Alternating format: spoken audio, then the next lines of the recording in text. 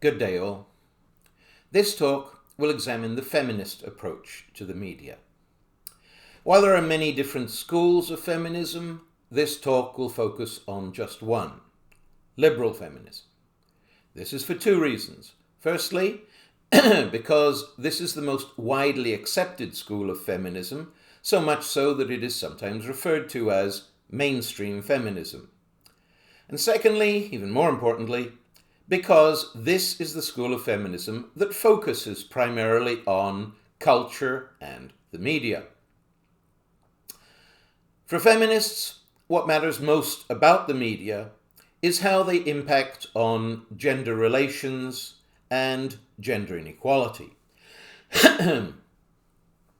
And for feminists, the problem with the media is that they spread the ideology of sexism. Sexism tries to persuade people that it is right and natural that women should take the subordinate, inferior positions in society and that men should run things. Sexist beliefs lead to sexist social practices and to the creation of discriminatory gender roles. But nobody is born sexist. Sexism is learned, the same way we learn all of our basic values and attitudes through socialization. We learn these things as children, often without even realizing that we're doing so. Our most important agents of socialization are usually our parents. When it comes to gender, mom and dad are our main gender role models. However, as the mass media have grown, they have become an increasingly important agent of socialization. When the modern mass media first arose in the early 20th century, it quickly came to consist of large corporations, all of which were run by men. This made it inevitable that the early media mostly presented the values and attitudes of men. The heroes of early shows were always men, while women were relegated to the roles of assistant, housewife, and sex symbol. Those were women's only options, especially in movies and TV. But beginning with Betty Friedan, feminists in the 60s and 70s began to protest against this social straitjacket that the media had put women into. They began to demand that women be shown in more responsible social roles as doctors, lawyers, politicians, and so on. This began to happen on TV in the late 70s and 80s. And since then, there have been many shows with female lead characters as judges, lawyers, doctors, police officers, superheroes, vice president, and occasionally even president of the United States. The media reflect and represent society's views. As long as the media portrayed women as basically silly little children who always need to be told what to do by men, then society as a whole had difficulty in taking women seriously. Once the media started showing women in responsible positions, society as a whole saw them as more responsible and deserving of greater social opportunities and more important jobs. Feminists argued that providing more positive female role models in the media would reduce sexism, and I think that the last 50 years or so have shown this to be the case. While changes in the media are, of course, not the only thing that has led to a reduction in sexism and gender inequality, they have surely contributed. However, While sexism in the media has certainly declined over the past half-century, it is equally certain that it has not disappeared. In some ways, it's just become more subtle. In other ways, it's just changed its focus. Feminists have pointed out sexism in every single one of the mass media. So I'm going to go through them one by one now, beginning with the print media. Socialization begins with children, and children's contact with the print media normally begins with school textbooks. Schools provide a captive audience for textbooks, and textbooks provide gender role models for children. In the 60s and 70s, feminists began to criticize those gender role models. First of all, girls and boys were being presented in very different ways. Boys were shown as active, always playing sports or building something or rushing off on some adventure. Girls were shown as passive, sitting and talking, reading a book, or playing with dolls. Dolls, or pretend babies, are the oldest prop used to socialize girls into motherhood. Under pressure from feminists in the late 20th and early 21st centuries, school texts changed to portray girls playing a much more active social role, playing sports and so on. These texts' portrayal of adult gender roles has also changed, but not as much. Studies in the late 20th century showed that many school texts showed adult male characters as more likely to hold important, well-paying jobs, as more active, and as more likely to think in a logical, realistic way which allows them to solve their problems. Adult female characters were more likely to hold subordinate jobs or be housewives, were more likely to talk than to act, were more concerned with their physical appearance and with what the male characters thought of them, more illogical, more emotional, more likely to burst into tears, and of course, constantly in need of being rescued by the male hero. These gender roles have declined to some extent in the 21st century, but they still persist.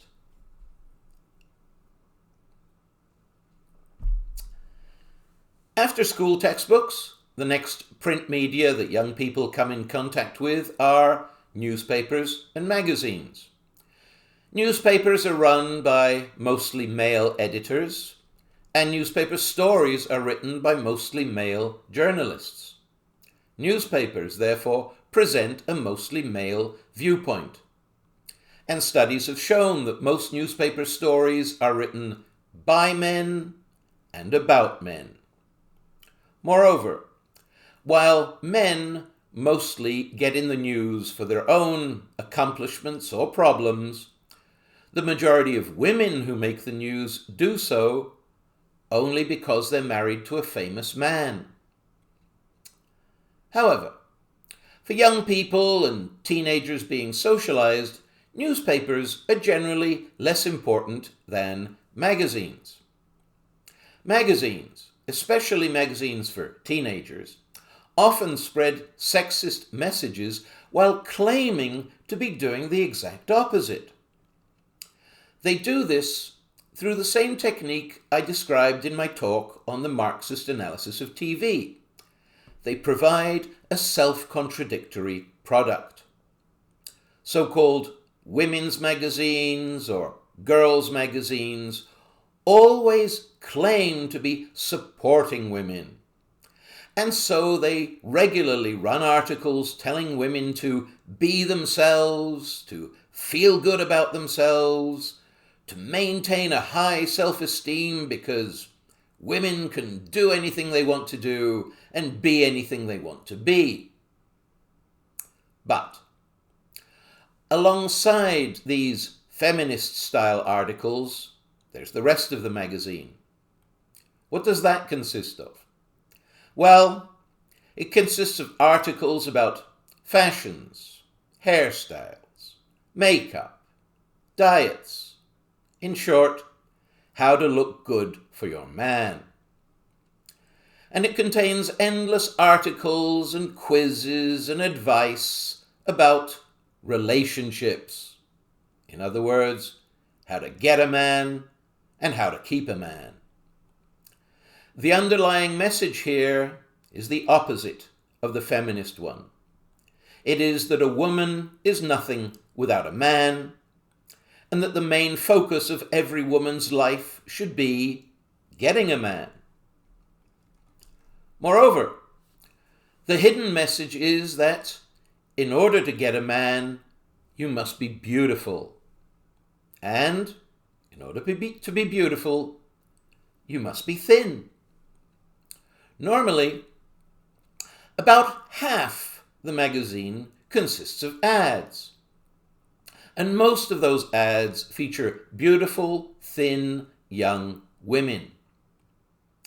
These ads not only have the most beautiful models that money can buy, they've all been digitally enhanced.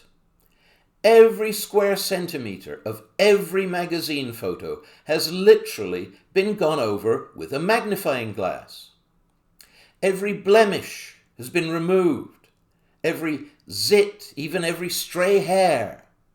Then the image has been improved.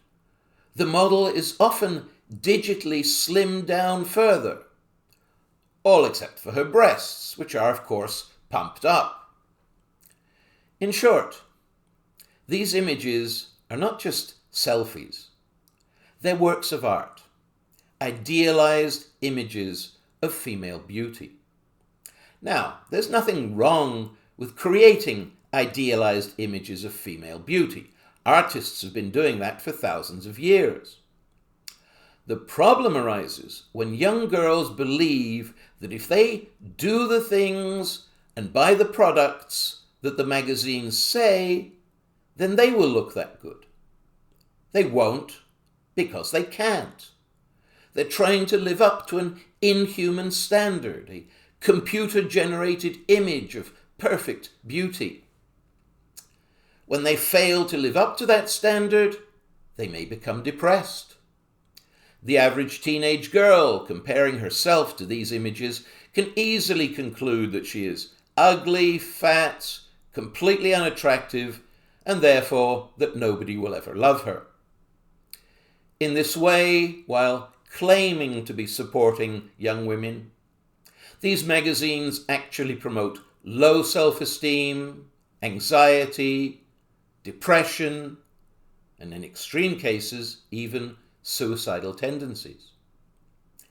In particular, the message that you can never be thin enough has socialized young women with a so-called fear of fat, which has led to the rise of eating disorders.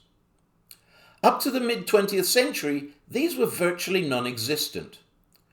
But since then, there's been a steady rise, especially among teenage girls, of disorders like bulimia, where a person binge eats then purges through vomiting or laxatives, and anorexia nervosa, where a person just virtually stops eating. All of these psychological problems may also result in young women being placed on medication or even institutionalized for their own safety. Well-known feminist author Naomi Wolf has argued that the media spread the beauty myth that nobody wants a woman unless she's beautiful. She says that teenage girls, above all, believe this, and so try to live their lives according to the beauty norms provided in the magazines. In trying to live up to these impossible norms, they can do great harm to both their mental health and their physical health.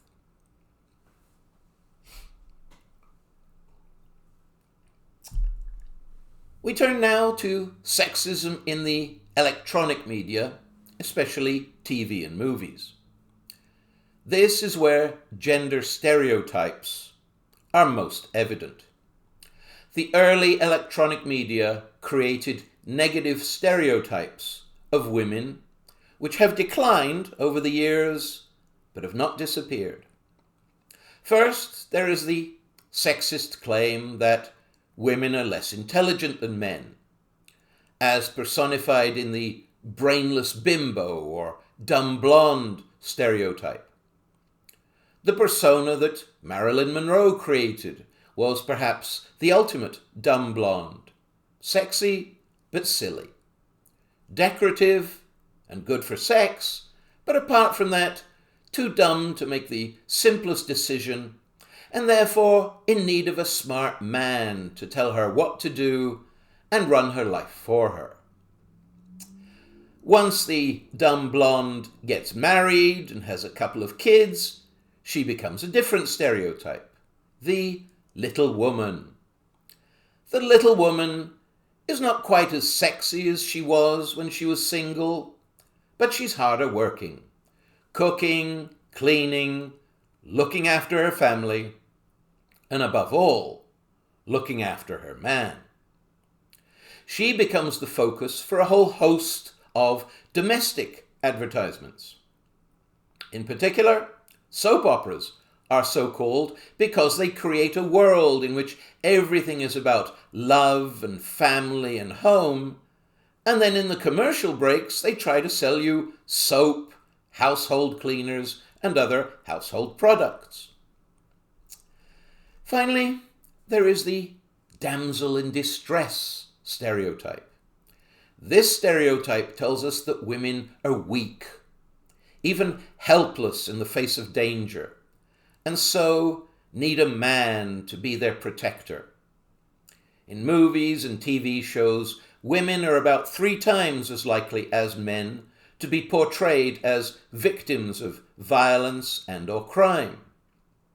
In addition, we are constantly shown women being kidnapped by male bad guys and being rescued by male heroes. This means that whether they're good guys or bad guys, men are constantly shown in a dominant position over women.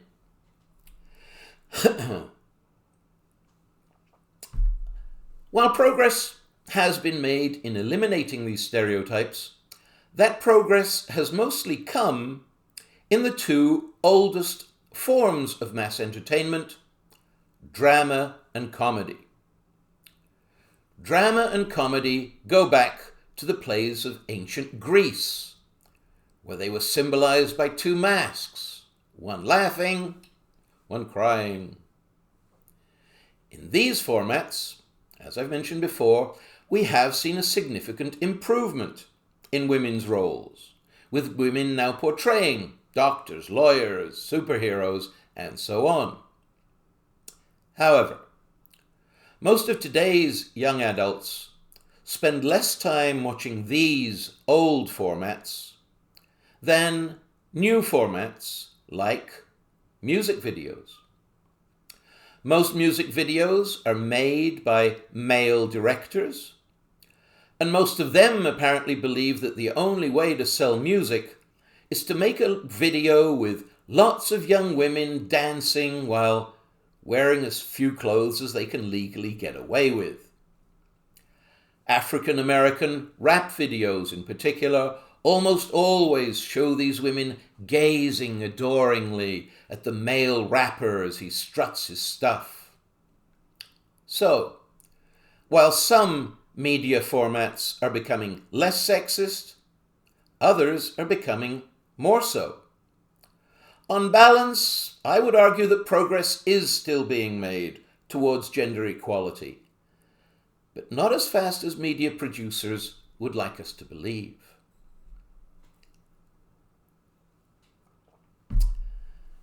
The final medium we shall examine sexism in is the internet.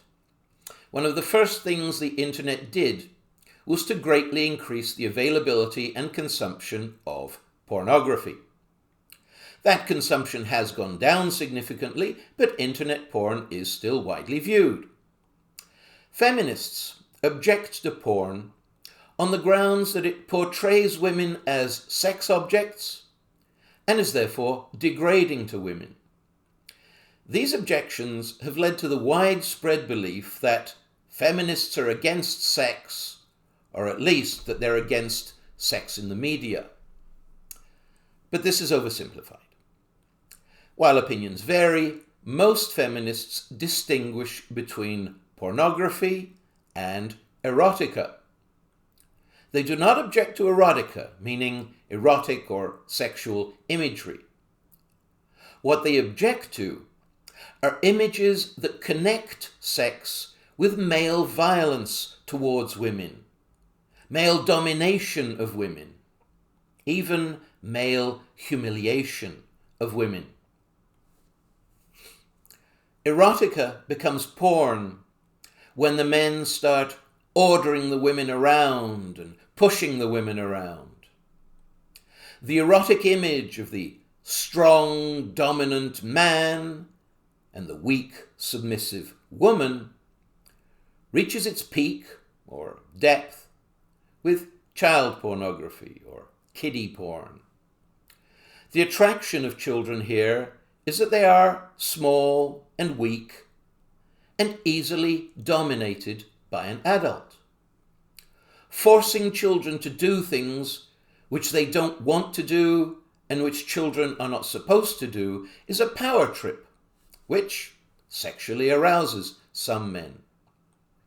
However, while only a small minority of men become pedophiles, pedophilia is just an extreme form of a sexist culture which defines male sexuality in terms of strength and dominance, and female sexuality in terms of weakness and submissiveness.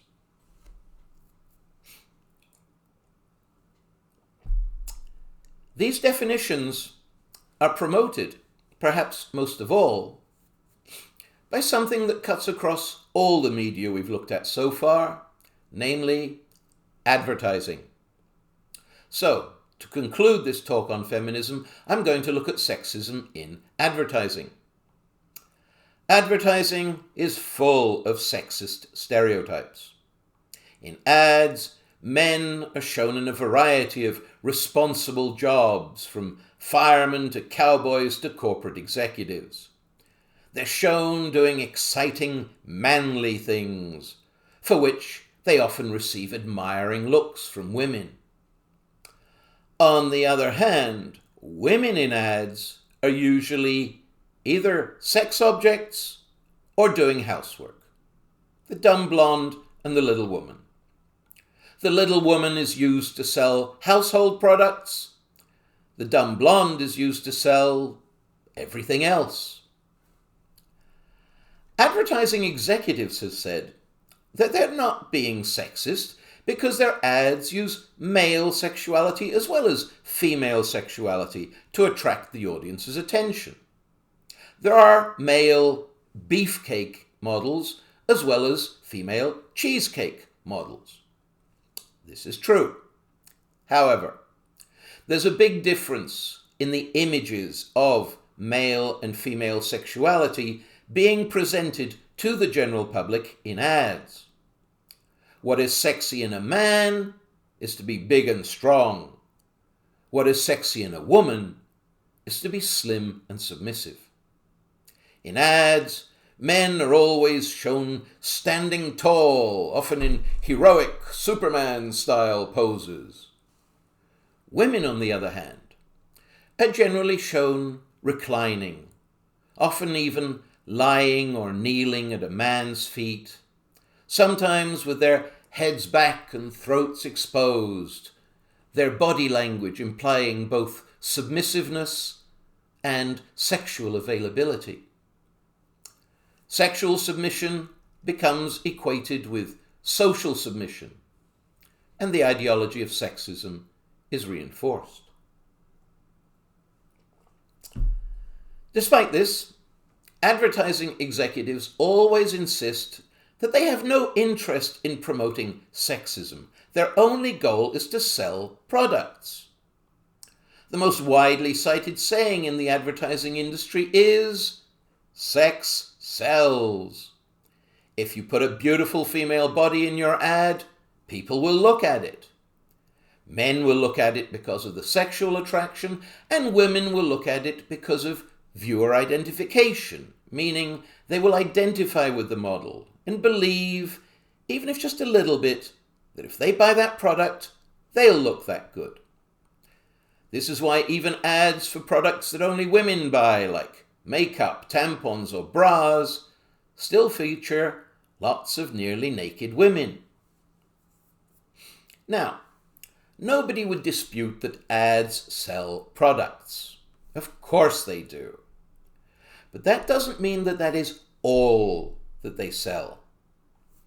Ads also sell images of social situations and social roles, including gender roles.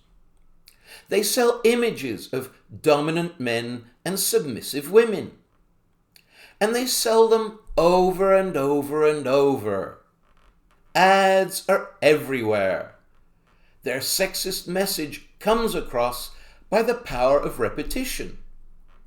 Their gender stereotypes come to seem natural because we see them all the time.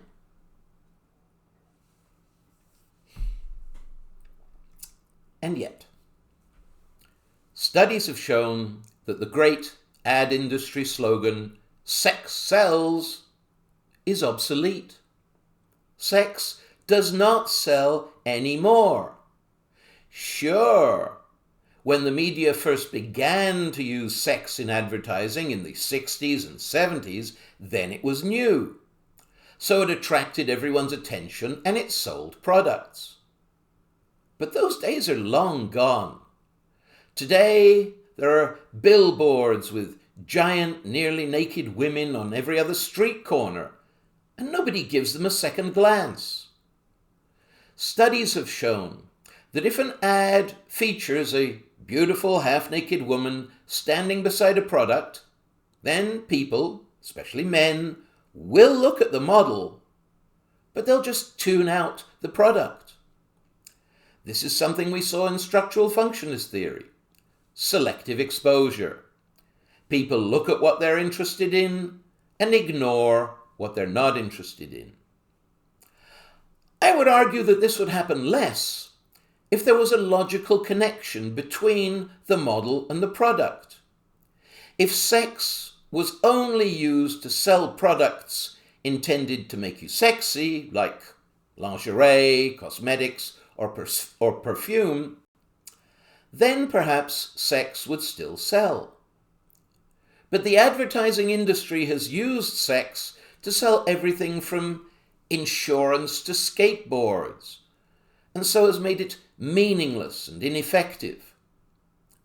The advertising industry has defeated its own purpose by surrounding us with so many sexual images that we become desensitized to them. They barely even register on our consciousness anymore. In support of this, let me read you a brief quote from media analyst James Cowan, who in 2010 wrote, quote, "Media saturation has effectively killed the oldest truism in business. Sex no longer sells. The characteristics that once made sexual content a valuable commodity, the inaccessibility, the taboo, have evaporated. Sex is no longer shocking. This evolution has been swift but dramatic. In 1995, Calvin Klein faced an investigation by the US Justice Department on charges their ads constituted child pornography because they used young teenagers. Now, American Apparel can barely draw press coverage by using actual porn stars in porny poses in its ads. For the advertising world, our desensitization to sexual content poses creative challenges." Unquote. This leaves us with just two questions. Firstly, if sex no longer sells, why does the advertising industry continue to use it? The principal answer is because the corporations that make ads and the corporations that buy ads are mostly run by middle-aged, conservative men. These are men whose attitudes towards women and towards ads were formed a long time ago. They continue to believe that sex sells despite the growing evidence to the contrary. They continue to believe that the world is, or should be, full of beautiful, submissive women who throw themselves at men. Their attitudes will not change, but eventually they will retire or die, and the next generation will hopefully see women and advertising in less sexist terms. Finally, if we take much of the sex out of advertising, then what do we replace it with? My answer would be CGI. CGI allows advertisers to create images that will attract attention because they're images of things that don't exist in the real world. Talking animals, space aliens, flying pyramids, whatever. People think, wow, I've never seen anything like that before, so they look at it. I would argue that CGI allows artists to respond to those creative challenges that Cowan wrote of by creating images they couldn't create before. CGI is allowing ads to become less like porn and more like art. Feminists would argue that this is progress. That concludes what I have to say on the feminist approach to the media. A transcript of this talk is available if you're interested. Good day all.